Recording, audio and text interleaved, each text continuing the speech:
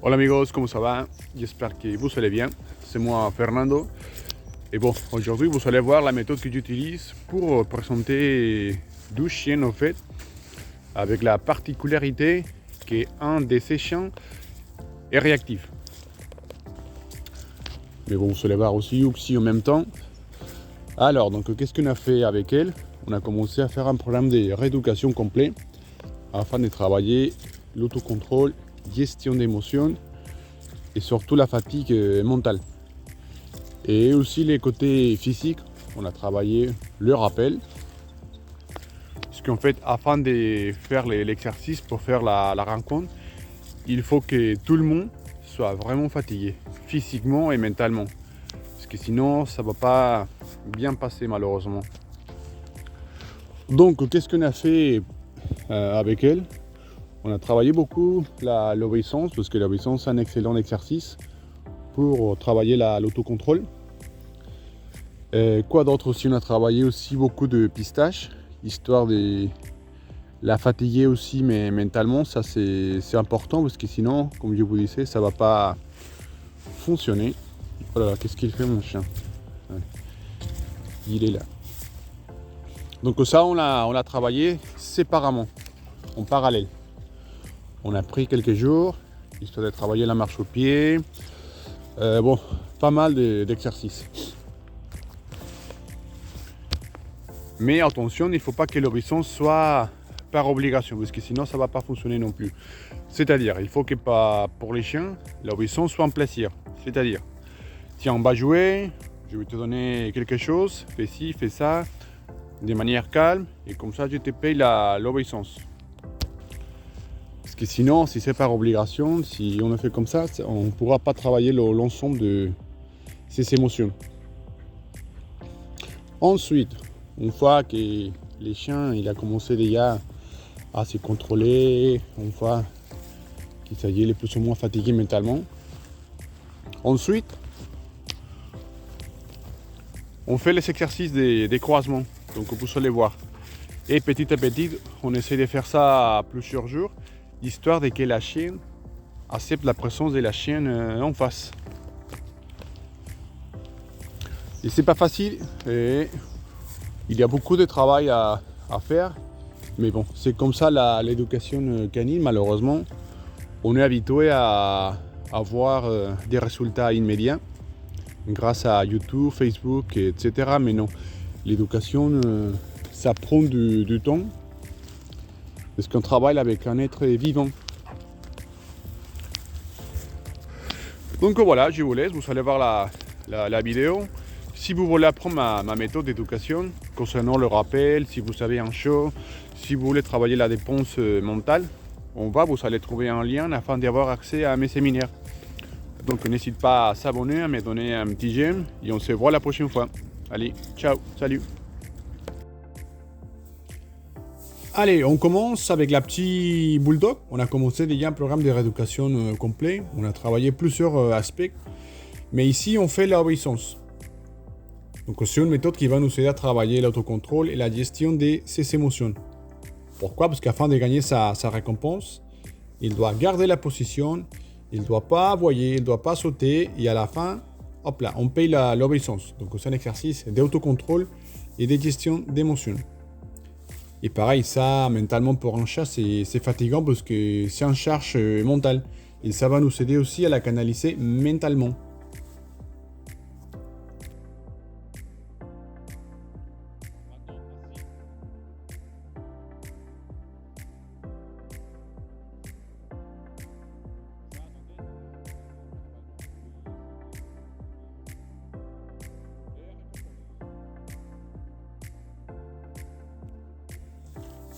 Alors, 12e exercice, on passe à travailler les côtés physiques. Donc si vous voyez, on l'a fait tirer un petit peu avec son harnais.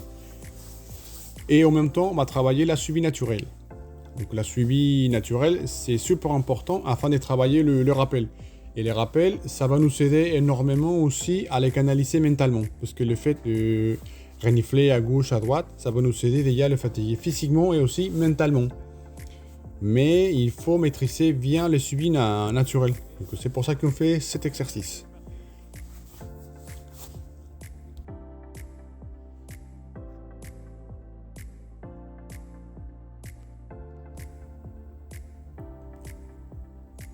Allez, encore une fois, la suivi naturelle, mais maintenant, on va les laisser beaucoup plus de liberté. Parce que vous voyez, à chaque fois qu'il court, ça va nous aider à la fatiguer physiquement. Et le fait de les laisser renifler en même temps, ça va nous aider à les canaliser mentalement. Maintenant, si vous voyez, elle part de l'autre côté. Hop là, on fait demi-tour et on va justement à l'opposé. On l'appelle pas, on la laisse se déplacer et une fois qu'il revient, on le récompense, mais très calmement.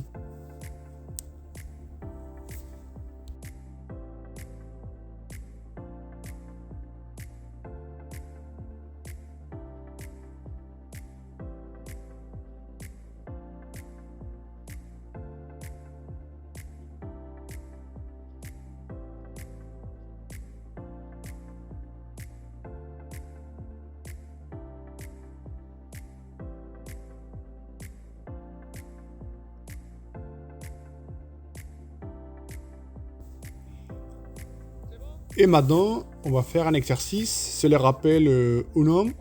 On le fait à distance, histoire de la canaliser aussi physiquement.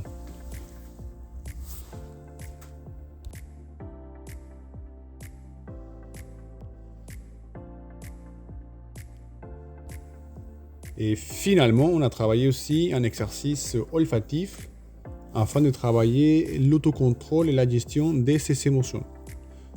Parce qu'elle n'a pas le droit d'aller à gauche à droite, elle doit focaliser sur l'axe afin de trouver la récompense. Également, ça va nous permettre de la fatiguer aussi mentalement.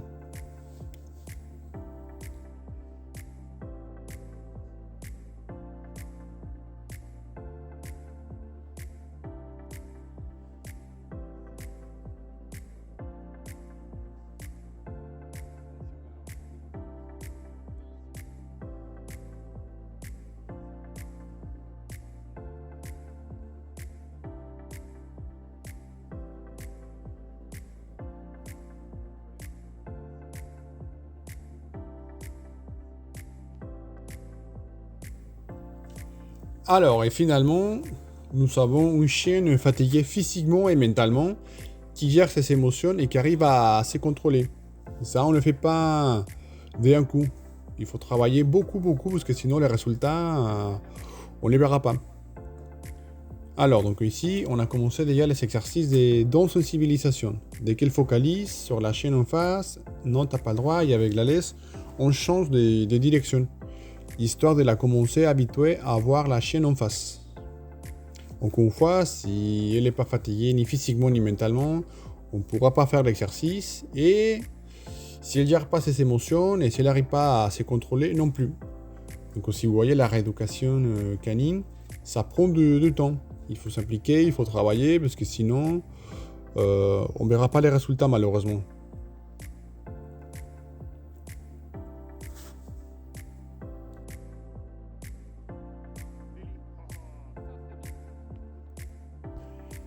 Et une fois la désensibilisation terminée, une fois qu'elle commence à accepter la présence de la chienne en face, allez, c'est parti pour un petit balade au bois